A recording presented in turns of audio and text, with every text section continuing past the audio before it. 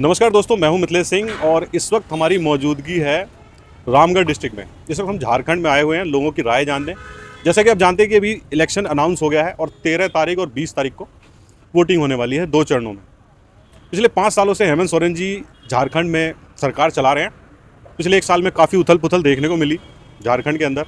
उनकी गिरफ्तारी भी हुई और वो जेल से बाहर भी आए, बेल मिली।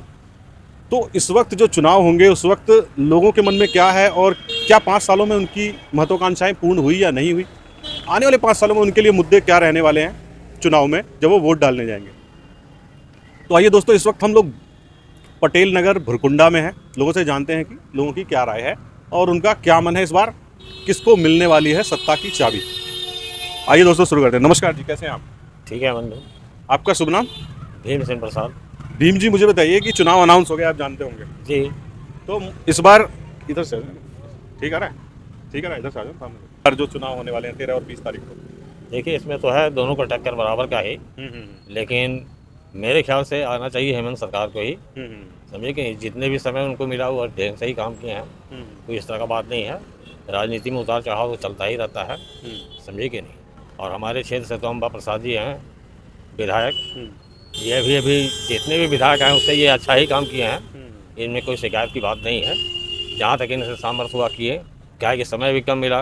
कोरोना काल में 2 साल तो ऐसे ही बर्बाद हुआ, समझे कि नहीं। 1 साल तो ये लोग आपसी संघर्ष में गुजार दिए, कोई जेल ले जा करके कुछ ही करके। एक तरह से 2 ही साल यहाँ पर काम सही हुआ और अभी जो काम है चल रहा है। अच्छा मुझे बताइए, पिछले 5 साल में मुख्य रूप से क्या क्या काम हुए जो आपको मतलब बढ़िया लगा कि 5 साल में हेमंत जी ने बहुत बढ़िया काम किया? देखिए इसमें 5 साल तो नहीं उनको समय मिला है, लेकिन जो भी समय मिला उसमें जहाँ तक उनको हो सका, समझे कि नहीं, वो अपना संघर्ष जारी रखे। समाज के लिए बहुत सारा ऐसा काम किए हैं, ऐसा बात नहीं है, जिसमें कि जैसा कि न्यूज़ में आता रहता है कि सेंटर से उनको फंड नहीं मिला, फिर भी उसके अपवाद में भी सारा काम वो किए हैं, समझे कि नहीं। अब जिनके पास जितना फंड उसी हिसाब से ही काम करेगा ना। आपको है सो अगला धोखा दे तो आप अपना ही कमर के बल पे चलिएगा। अच्छा, बीजेपी जिस तरीके से आरोप लगाती है, कई बार से विपक्ष आरोप लगाता है कि झारखंड में जो संथाल जिला है, संथाल एरिया है, उसमें मतलब घुसपैठ हो रही है, बांग्लादेशी बहुत एंट्री करके और वहाँ पे मतलब जो आदिवासी हैं उनकी लड़कियों से शादी कर लेते हैं और फिर उसके बाद वहाँ की ज़मीनों पे कब्जा हो रहा है और डेमोग्राफी बदलने की कोशिश हो रही है। आपके यहाँ से जो संथाल जिले से जो लोकसभा के सांसद हैं, उन्होंने भी निशिकांत दुबे करके हैं, तो उन्होंने लोकसभा में बोला था कि वहाँ पे डेमोग्राफी बदल रही है। तो ये एक मुद्दा उठाने की कोशिश हो रही है। आप एक तरीके से कह सकते हैं कि हिंदू मुसलमान हो रहा है, क्या कहते हैं इसके बारे में? देखिए यहाँ पर बात जो है ना, जहाँ घुसपैठी की बात है, तो ये सेंट्रल गवर्नमेंट का काम है। हमारा सीमा किसी भी देश से कॉन्टेक्टेड नहीं है। तो आपका 5 एजेंसी क्या कर रही है, सीमा में क्या हो रहा है, जो कैसे घुसपैठ हो रही है, ये इस पर आप दूसरे पर उंगली उठाते, ये गलत है। क्योंकि ये दोस्त तो आपका है, समझिए कि नहीं। अगर आप वहाँ से छूट नहीं देते तो आता कैसे? वजह तो ये है, आप जब वहाँ ढिलाई दिए हैं, आपका ही गठबंधन वहाँ पर है, तभी तो आया। और यहाँ पर जितने भी घुसपैठी आए हैं सब आसाम साइड से आ रहे हैं, समझे कि नहीं। उसमें कितना सही है कितना गलत है ये तो जांच विभाग ही जाने, हम लोग तो उससे ज़्यादा कॉन्टेक्टर रहते नहीं हैं, इसलिए उस पर हम विशेष क्या बोले आप। अच्छा मुझे बताइए, लेकिन यही है कि एक सेंट्रल गवर्नमेंट का ही काम है जो सीमा से आदमी कैसे अंदर आ जाता है।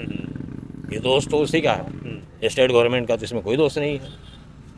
स्टेट गवर्नमेंट कोई दोष नहीं है, मतलब जो सुरक्षा एजेंसियां हैं, बीएसएफ है और जो एजेंसियां, उनको ये जांच करनी चाहिए कि जो आ रहा है तो कैसे आ रहा है, आप उसके बारे में क्या कर रहे हो, आधार कार्ड कैसे बनवा ले रहा है, आईडी कार्ड्स कैसे बनवा ले रहा है, और इसको पहले से क्यों नहीं आप देख रहे हैं। घुस जाने के बाद यहाँ जब बसावट हो जाती है तो उसके बाद उस पर राजनीति हो रही है। अच्छा मुझे बताइए, आप झारखंड में जैसा आप देख रहे हैं, कितनी सीटें आप देखते हैं कि जेएमएम इस बार जीत के लेके आएगी?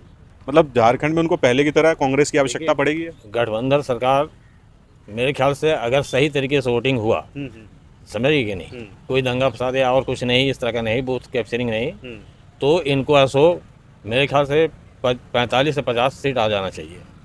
मतलब हाँ, किसी की आवश्यकता नहीं पड़ेगी, नहीं, अपने दम पे सरकार बना लेंगे। नहीं, गठबंधन से ही बनेगा, इसलिए कि मतलब दोनों मिलके सरकार बनाने के लिए 41 सीटें चाहिए, हाँ।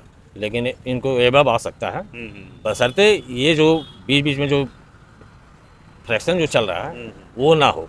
अच्छा, हेमंत जी पे जो आरोप लगे इसके बारे में आपका क्या कहना है? क्या सही आरोप लगे या गलत आरोप लगे, फंसाया गया उनको, क्या कहना है आपका? देखिए ये मामला तो कोर्ट का है, समझे कि नहीं।